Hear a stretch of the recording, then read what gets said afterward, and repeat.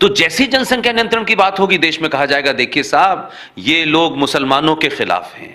तो ये जो राजनीति है, ये वो घटिया राजनीति है जिसने कुछ लोगों को सत्ता पे बिठाया होगा या सत्ता से उतारा होगा, लेकिन देश पटरी से उतर गया है। लिहाजा मेरा कहना यह है कि जब देश ये कहता है कि संविधान सर्वोपरि है, ना हिंदू है, ना मुसलमान है, ना सिख है, ना क्रिश्चियन है, अगर देश चलेगा तो संविधान से चलेगा। तो जो संविधान में है फिर उसका पालन होना चाहिए। वो मेरे खिलाफ जाए, आपके खिलाफ जाए, ये महत्व नहीं है, लेकिन वो देश के खिलाफ नहीं जाना चाहिए, वो राष्ट्र के खिलाफ नहीं जाना चाहिए।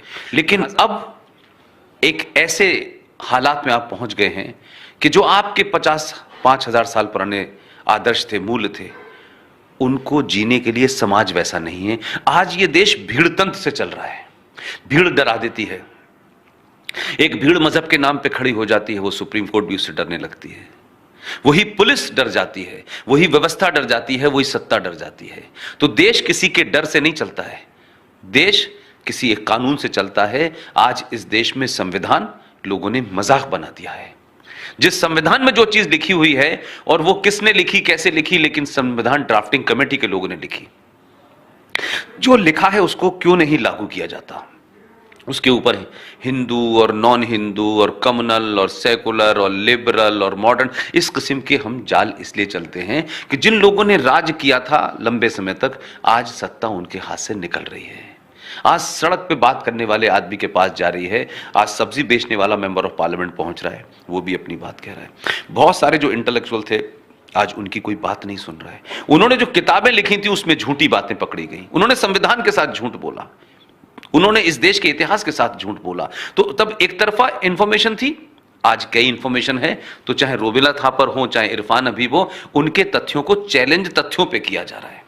तो किसी भी देश का इतिहास अगर आप देखें तो जिस देश को भी आजादी मिली, उसके शुरू के साल जो हैं वहां सत्ता की राजनीति नहीं हुई। शुरू के 10-12 साल तक राष्ट्र निर्माण का काम किया गया। तो हमारी बदकिस्मती यह है कि हम आजाद भी नहीं हुए, ट्रांसफर ऑफ पावर हुई, और हमने पहले दिन से राष्ट्र निर्माण का जो काम होना चाहिए था, जो राष्ट्र नीतियों पे, वो पार्टी में कन्वर्ट हो गया और पहले दिन से हमारे यहां सत्ता का खेल शुरू हो गया है। लिहाजा जो राष्ट्र में नीतियां बननी चाहिए थी इंडिपेंडेंट होके, बगैर किसी पार्टी के, वो नहीं बनी। और उसका कारण यह है कि हर पार्टी आई और उसने अपने एजेंडे को आगे बढ़ाया, उसने उसी हिसाब से संविधान बनाया, उसी हिसाब से कानून बनाए, उसी हिसाब से आईपीसी बनाई, उसी हिसाब से अंग्रेजों से संबंध रखे। और आज जब उससे आगे बढ़े तो पता ये चलता है कि ये तो राज सत्ता को जिंदा रखने के लिए बनाया था, ना कि राष्ट्र को। लिहाजा आज लोग कहते हैं कि राष्ट्र महत्वपूर्ण है या सत्ता महत्वपूर्ण है। सत्ता देश के लिए दी थी लोगों ने, आपको अपने परिवार बढ़ाने के लिए नहीं दी थी। लेकिन अगर उस दौर को भी थोड़ी देर के लिए छोड़ दें आप, तो आप बताएं कि भारत का संविधान तो सबके ऊपर लागू है ना, और संविधान एक ही बार बनता है। मेरा सिर्फ इतना कहना है कि संविधान निर्माताओं ने जब इस संविधान को बनाया था तो शायद उन्होंने ये कभी नहीं सोचा था कि 70 साल में इस देश में इतने बौने और इतने छोटे लोग आ जाएंगे कि सत्ता पे बने रहने के लिए संविधान को भी ताक पर रख देंगे।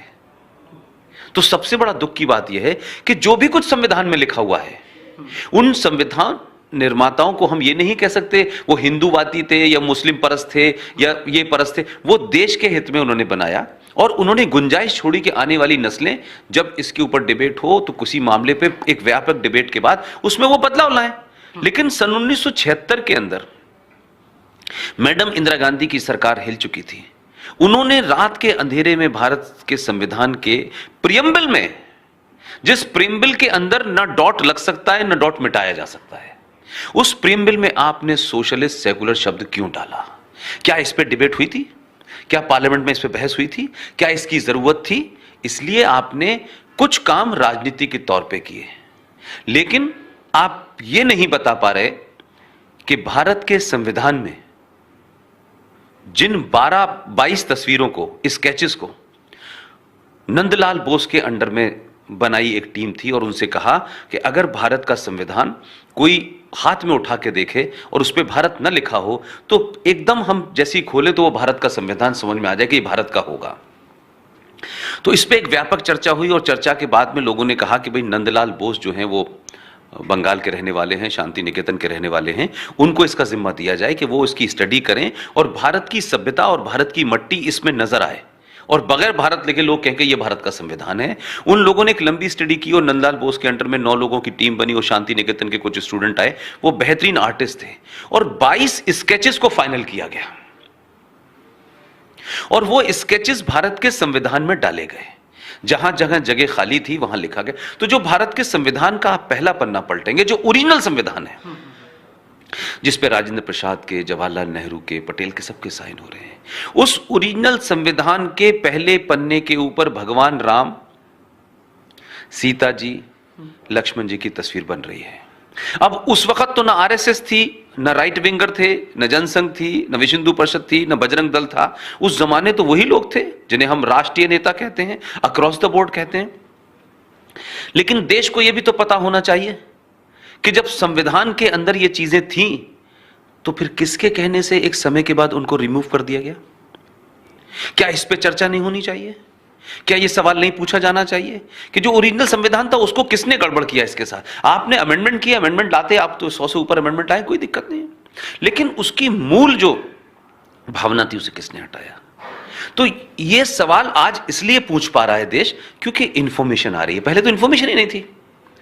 तो संविधान में आपने 1976 में व्यापक चर्चा हुई पार्लियामेंट के अंदर और 76 में चर्चा होने के बाद 42वां संविधान संशोधन पास किया गया और 42वें संशोधन में पास करके 7वीं सूची में सरकारों से यह कहा गया कि केंद्र सरकार और राज्य सरकार जनसंख्या नियंत्रण के लिए और परिवार नियोजन के लिए तत्काल कानून बनाए। यह 76 में पास होकर के आपके संविधान में आ गया, 42वें संविधान संशोधन की 7वीं सूची के तहत। यह क्या बात होती है कि जैसे ही जनसंख्या की कोई बात करी जाती है तो यह कहा जाता है कि यह मुसलमानों के खिलाफ कोई एजेंडा है और उसको इस तरह से प्रचारित कर दिया जाता है कि जिस वक्त न ये लोग सत्ता में थे जिनको आप राइट विंगर कहते हैं, तो ये संविधान की बहस हुई तो उस जमाने तो कांग्रेस के पास सत्ता थी, तमाम वही लोग थे, वही मेजोरिटी में थे। तो भाई अगर जनसंख्या नियंत्रण भारत के लिए जरूरी है, जिस भारत में 130 करोड़ बसते हों और उसमें 12 करोड़ इलीगल लोग रहते हो, 5 करोड़ बांग्लादेशी मुसलमान इस देश में इलीगल रह रहे हैं, उसके बाद रोहिंग्या मुसलमान रह रहे हैं, उसके बाद अफगानिस्तान से आए हुए रह रहे हैं, उसके बाद 27 देशों से आए हुए इलीगल लोग रह रहे हैं। भाई तो वो पानी है, हवा है, मिट्टी है, खाना है, गेहूं है, खा तो इसी देश का रहे ना, वो इलीगल है। तो जैसी जनसंख्या नियंत्रण की बात होगी देश में कहा जाएगा देखिए साहब ये लोग मुसलमानों के खिलाफ हैं। तो ये जो राजनीति है ये वो घटिया राजनीति है जिसने कुछ लोगों को सत्ता पे बिठाया होगा या सत्ता से उतारा होगा, लेकिन देश पटरी से उतर गया है। लिहाजा मेरा कहना यह है कि जब देश ये कहता है कि संविधान सर्वोपरि है, न हिंदू है, न मुसलमान है, न सिख है, न क्रिश्चियन है, अगर देश चलेगा तो संविधान से चलेगा। तो जो संविधान में है फिर उसका पालन होना चाहिए। वो मेरे खिलाफ जाए, आपके खिलाफ जाए, ये महत्व नहीं है, लेकिन वो देश के खिलाफ नहीं जाना चाहिए, वो राष्ट्र के खिलाफ नहीं जाना चाहिए। लिहाजा जो बात आप कह रहे हैं, संविधान का प्रयोग, संविधान का इस्तेमाल, सत्ता का इस्तेमाल, सत्ता के संस्थानों का इस्तेमाल आपने परिवारों को बड़ा करने में लगाया, तो आज देश उसी को भुगत रहा है। इसीलिए इस देश की राजनीति में आप तमिलनाडु में चले जाएं तो एक परिवार है डीएमके का, आप बिहार में चले जाएं एक परिवार है लालू का, आप उत्तर प्रदेश में चले जाएं एक परिवार है मुलायम सिंह का, आप उड़ीसा में चले जाएं तो पटनायक का परिवार है, आप कश्मीर में चले जाएं तो एक मुफ्ती का परिवार है, एक अब्दुल्ला का परिवार है। तो आप पूरे देश में देखेंगे कि परिवार पैदा हुए, क्योंकि उनको लगा परिवार के तहत राजनीति करना वैसे ही आसान है कि एक साहब 19 साल तक प्राइम मिनिस्टर रहे और कुछ 1.5 साल तक एक बेचारे साहब रहे जिनके ऊपर फिल्म आ गई कि उनको सत्ता से कैसे बेदखल किया गया, लाल बहादुर शास्त्री का ताशकंद फाइल में आपने देखा। उनके हटने के बाद मैडम इंदिरा गांधी लंबे समय तक बनी रही, फिर वो मर गई तो उनके पुत्र आ गए, फिर उसके बाद में कोई अभी तक नहीं बन पा रहा, तो वो भी एक सस्पेंस। लेकिन अब प्रॉक्सी चलाया जा रहा है, 10 साल एक प्राइम मिनिस्टर रहता है, वो तो कुछ कर नहीं पाता, सत्ता 10 जनपद से चल रही थी।